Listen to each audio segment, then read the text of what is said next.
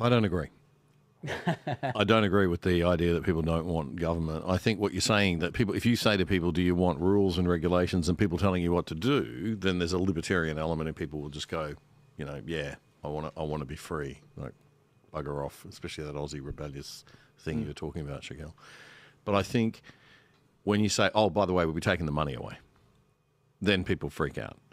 Australians love the parent government. They love the nanny state and they love the welfare state. So we've grown addicted to the teat of government. We want the bucks. We want the handouts. We want the money redistributed.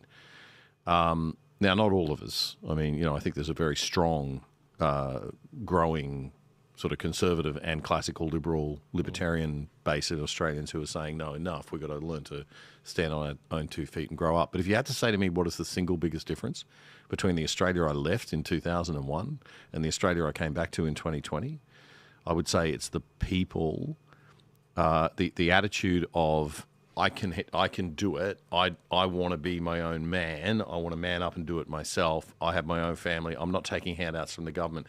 That was a very, very big mental thing in the mid to late 20th century. Being on the dole was an embarrassment, right? You didn't talk about it. You didn't go on the dole unless you were desperate, right? Now we've got great things like the NDIS being abused by, anybody can get their hands on it. We've got people just want to take from the welfare pie. And I think we've developed a really bad welfare state mentality and we've become dependent on it. And I think people want to be parented because the opposite of having government as a parent and being a nanny state is you have to grow up and you have to take responsibility for your own life. And you have to say, if my life sucks, it's because of me. And I think most people don't want to do that. They want to say, my life sucks, it's because of the government. Let's assume that. I have more faith in Australians than you, obviously. Not most. Okay, let me say not most, but I think a disturbing percentage, like probably a really big third of the country, is just sitting there sucking on the teat of the productive third. We have lost. And I think the productive third have had enough and they're going, I'm getting out of here. We have lost self-reliance as a value. Can we change it? Because in America, we've seen a situation where there's been a big cultural revolution, a libertarian revolution, a Ron Paul sort of revolution. Trump was less inclined to be fiscally responsible in 2016 and 2020 when he went to the electorate and touch, something like Obamacare. But now he's setting up like the Department of Government Efficiency. He's putting Elon Musk and Vivek, in charge, and they're clearly like, yep, we're going to rip out the Department of Education, the Department of Transportation, the Department of Energy.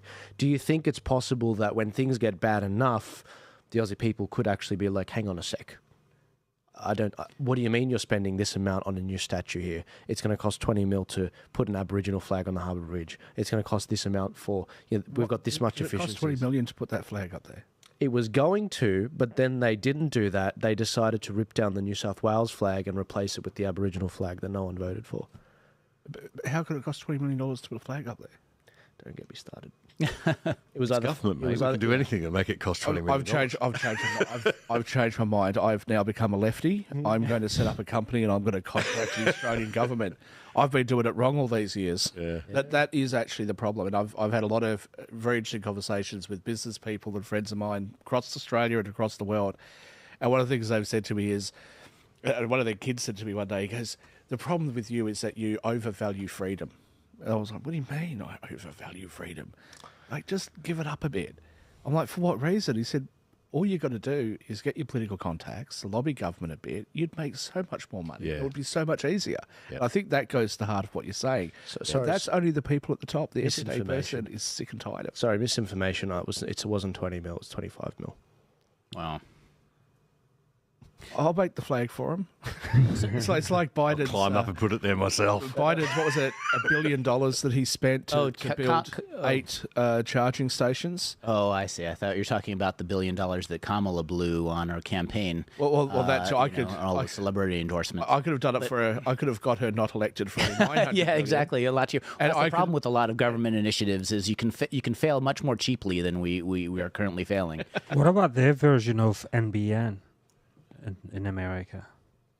NBN. Yeah. I don't know. Oh, you mean? So billions of dollars on Yeah. like fiber or something. Yeah. I mean, yeah, there's a huge problem with the government inefficiency. Absolutely, there's the show me the incentive and I'll show you the outcome, and there is a problem also with self-reliance, and a lot of our self-reliance has deteriorated partly because we haven't seen hard times in a lot of cases. We also haven't seen bankruptcy or inflation, but there's also a sort of a level above in which case in which it's the pharmaceutical and the military-industrial complex overlay on a lot of these things, like the Ukraine war, the what just happened with Make America Healthy Again.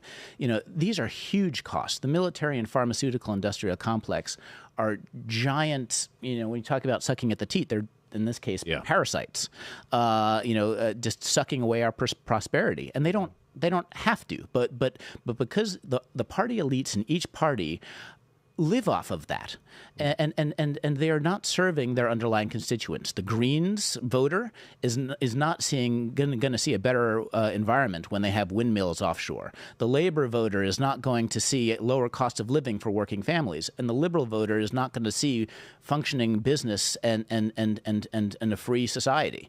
Not with the people in charge running the show, because they're run by the pharmaceutical and military industrial complex and whatever other globalist institutions are pulling their strings. I want to come back on